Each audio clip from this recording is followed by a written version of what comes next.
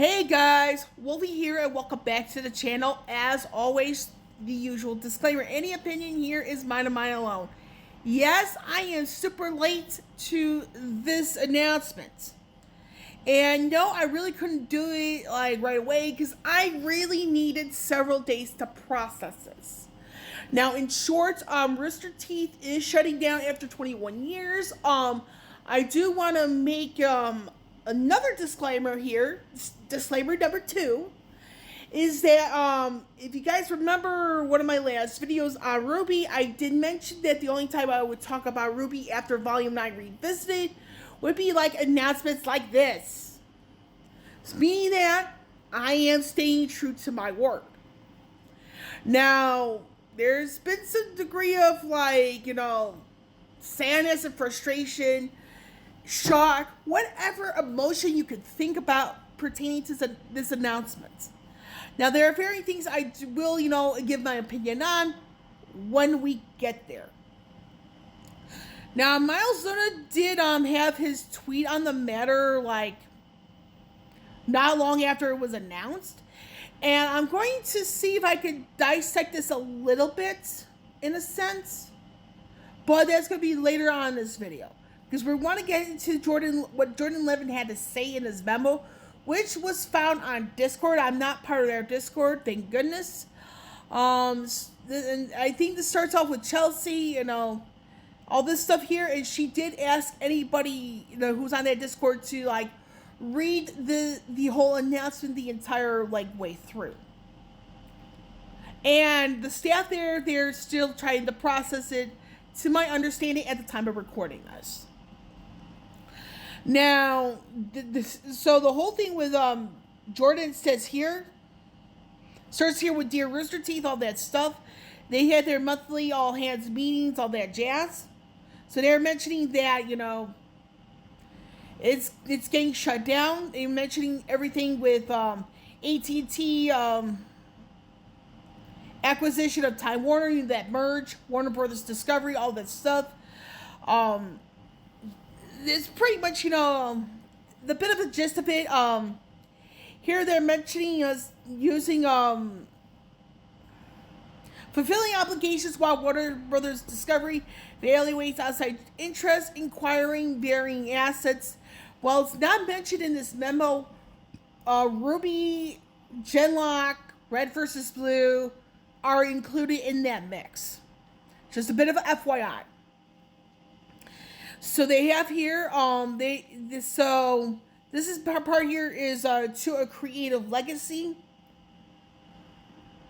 They have these 2 sections here to those who come first, and to trailblazing content creation.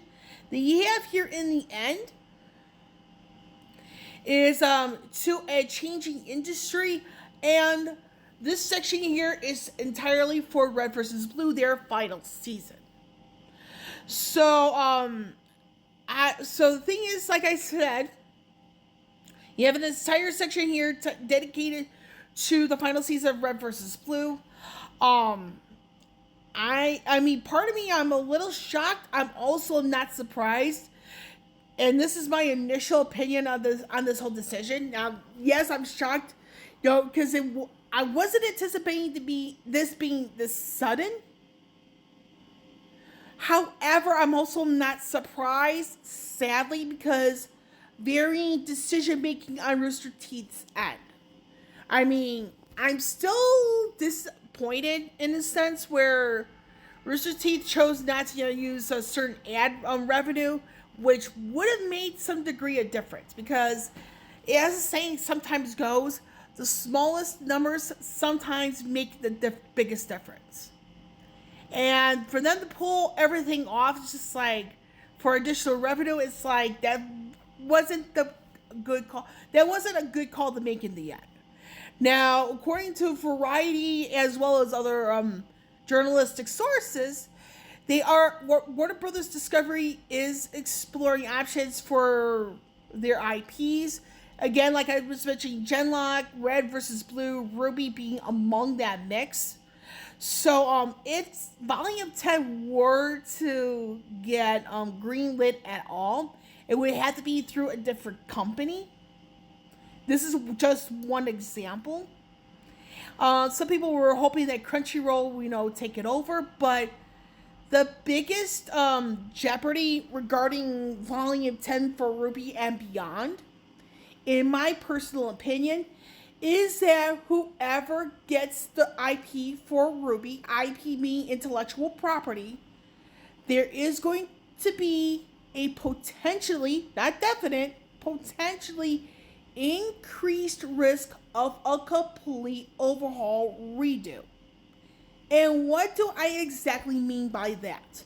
So we're talking rewrite of that script for Volume 10, new voice actors. I'm keeping this more neutral in the gender because you're talking voice actors and voice actresses. So sometimes in certain languages, if you have at least one male, you have to use the male variant. So that's that on that. So anyway, so it could be entirely new script, new writers, new voice actors, entirely new animation team. And that is for starters. And then it's like, how does the public see Volume 10 and beyond? And they actually have to work with the material from Volumes 1 through 9. So that's a very, very, tall order in some respects for whoever inherits RWBY. Considering that varying aspects of RWBY have been criticized by parts of the fan base. And to people who are going to deny this till they're blue in their face, you're talking about a franchise where the fan base is divided. You have people who are saying they're accepting RWBY, the main show, as is, where there are clear as day issues in writing and execution along with consistency. And that's sad for me to say. Now, for Red versus Blue, it's more one of those, it's like, I'm trying to think in the sense of whoever takes over this particular IP, it's like they only have so far just their final season, but you're talking about the previous seasons. Are they going to be able to get access to that? We'll see. In Genlock, I really haven't heard much about, outside of that scene from the second season. I really tuned out after the first season. That's just my personal thing. While it was the first season was good, it's just really wasn't wanting to, it really didn't get enough of my interest to warrant watching the second season. That's just me. So it's and you have the other IPs to decide where are those going to go. So we may see a very decisive split of the IPs. Now I do feel Crunchyroll. Let me grab my time here real quick. I do feel that Crunchyroll might be a top candidate for RWBY, but you have to understand, does Crunchyroll have an animation team? Because if you're talking about RWBY, the one thing that they were missing for some time since varying aspects of Volume 9 was their animation team. And that entire animation team was let go. Meaning that we could be seeing a complete overhaul redo for RWBY. Now, I wouldn't be surprised furthermore if RWBY gets redone from the very beginning and things become more consistent, more believable. Because, again, the biggest criticism that RWBY has gotten over the years, I wouldn't say over the years exactly, but more so in the years in the sense where it's you don't really see certain things happening, but people are saying that they are and they're not really paying close attention. Thus, the consistency being inconsistent. It's how do you interpret certain things? I mean, we're characters supposed to be introduced a certain way. And if they weren't, it's like, it's, some people may view it as open-ended, ambiguous.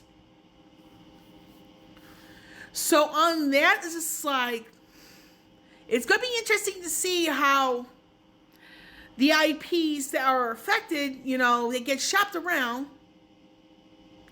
But sadly, we're probably going to be seeing some potential rewrites for RWBY, along with an entirely new writing staff. Now, another option for RWBY would be like, they can complete the story, but it has to be a novel for it, or comics or manga. So it's like, we honestly don't know. And then with RWBY, I do feel I think there's some degree of flexibility what can be done to finish that story.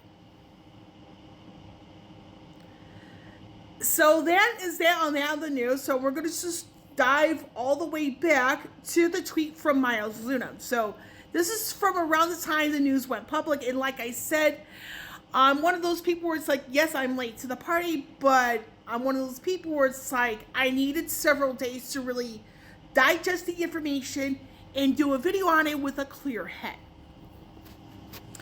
So, in brief, you know, and you have to keep in mind, Miles Luna left Rooster Teeth on his own accord. So it says here, Rooster Teeth had a lot of problems, but there were still wonderful people there who were fighting every day to try and make that place better. Rooster Teeth was a huge chapter in my life. Dark times aside, I'll always be grateful for those years and the friends and loved ones I made. Now, a lot of things can be interpreted by a singular tweet. Now, this is the same Miles Luna who actually had a rant on Twitter, and justifiably so, about YouTube. Now, what am I talking about? So, on the last episode of RWBY Rewind, which covered the end of Volume 6, there was somebody on YouTube the person was an imposter of Miles, saying that Bumblebee is canon and explicit scenes. Now, for those of you who watched the clip I know Monty was in the clip, Carrie was in the clip, Barbara, and I believe it was Aaron. They were talking about the beginnings of RWBY. Now, we do know that Miles was the one who said no to Aaron and Barbara's request pertaining to, can we introduce Yang and Blake as lovers? And we know that Carrie Shawcross said no, not yet.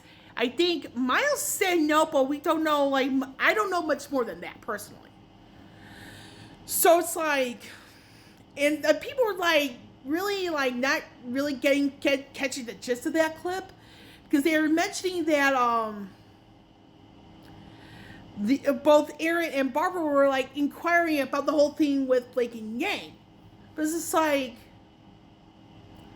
we do know Miles said no to their inquiry, but we don't know. But it's I personally don't know much beyond that. If he was along with the no, not yet, or just a flat out no outright. So that's a bit of a backstory on that. So with this tweet in mind, it's I feel there are more skeletons in Rooster Teeth's closet than what we already know. The transphobia with one of their it's somebody who's on RWBY for a little while. So we have that. Then the whole thing with Micah Burton, it's Micah Burton, who is the daughter of LeVar Burton. And LeVar Burton, the latter, he is of Star Trek royalty. You do not want to anger that dude off. You do not. Because the whole thing with Micah Burton is she said some stuff here. Bernie Burns, I believe, had mentioned on Twitter before leaving Rooster Teeth, and I refer to Twitter, even though it's Twitter X, blah, blah, blah. Bernie mentioned before leaving Rooster Teeth something about having a conversation with Micah that really humbled him. So there's a lot. So that's just some of it. And I feel there's more issues with Rooster Teeth coming. And I don't think it's good. And then you have to add on to the equation David Zaslav. I don't know if I pronounced the individual's name right. Is Zaslav. And his disdain for certain aspects, which includes RWBY. In the sense of like animation, all that jazz. So I feel there are more skeletons that are about to emerge. And I feel this tweet is giving out a hint of that. And Miles, I think here what Miles is trying to like really mean here is like he's trying to keep the peace. But I also feel at the same time he's like saying, hey, this company had issues left and right. It's just like, and then the company being based in Texas, it's just like, in certain laws, it's like some people may be thinking twice. But outside of all that, do I feel COVID played a role in this? Yes. I do feel that the pandemic stage of COVID, it's like where people were like forced to work from home, all that stuff, I do feel COVID played a role in it. However, I don't feel it played as big of a role as people are going to claim if they have not claimed it already. The reason why I feel that way is because people had options, people chose not to explore them, and we were talking about a society where it's like certain ways rule supreme, and it could be either conservative or liberal. It's just that a part of me saw this announcement coming. I was not anticipating on seeing this coming as soon as it did. But like I said before, and to recap, yes, Rooster Teeth is shutting down after 21 years. I do feel that this is going to happen either late spring or early summer. Regarding RWBY after Volume 9, I do feel we're going to see another company get the IP. However, I feel there's a stronger chance now for a complete overhaul redo. It's just a matter of the extent of that redo. Because it could be something like just a rewrite of the script, or it could be a redo from Volume 1. To attempt to make things a lot more consistent. Because some of the people who I've noticed commenting, oh, this is great, as it is. And not paying attention to things like, not so much budget, but more so like consistency, execution of the writing. Like, and the hints of anything, insert one at your will. And was it consistent from the gate? And unfortunately, with RWBY, it's like there has been issues with the writing and execution. Things on RWBY were not as consistent as people claim to be. Now, and the reason why I say that is because how does one interpret what you're given?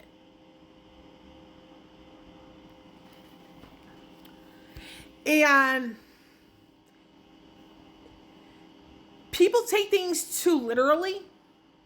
And then if you look at how Aaron and Barbara were promoting Bumblebee to no end, and I can't confirm this because I think in one of my previous videos I did attend C2E2 2020, and this is before COVID, before the COVID lockdown in the US. So just a bit of disclaimer there as well. So there was C2E2 2020, It was the end of February, beginning of March, just a bit of a for the record. And I will add here that the attendance for C2E2 2020, and to remind everybody, C2E2 is short for the Chicago Comic and Entertainment Expo. So the attendance for C2E2 2020 was not good. I mean, there were tickets available. The guest list was pretty subpar. And I do want to mention, I was going to mention something about a Power Ranger actor, but that's irrelevant to this video, so I'm just going to cut that out. But again, the attendance was pretty subpar.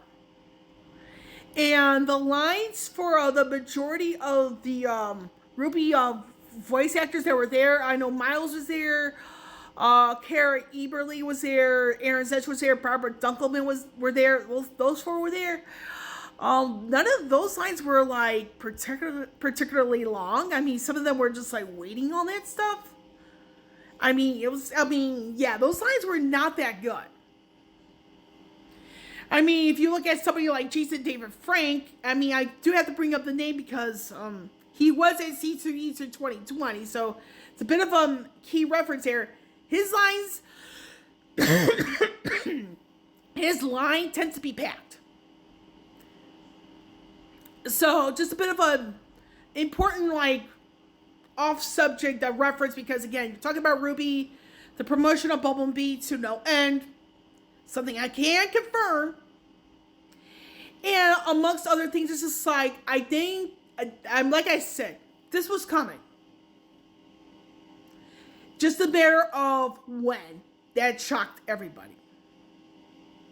And I noticed in the author's note of a fan fiction story I was following, they were talking about how they canceled their Rooster Teeth first membership, because of this whole thing. And it's just like, I don't blame them.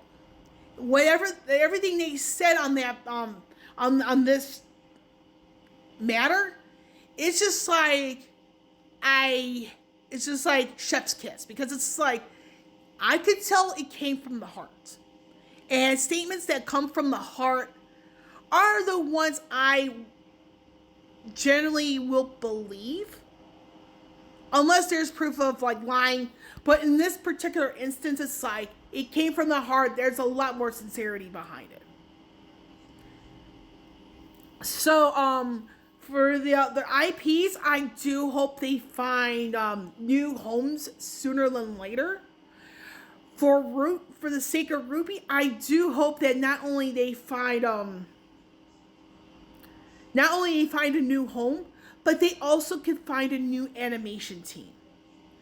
Now, pertaining to the fact of new writers, all that stuff, I will not be surprised either way. I mean, it's just really sad for this to come suddenly like this, but at the end of the day, and this is where I'm going to end this video, is that sometimes your own actions have consequences. And consequences like this, it's just like, it's inevitable. And sometimes you have to be mindful of the company you keep.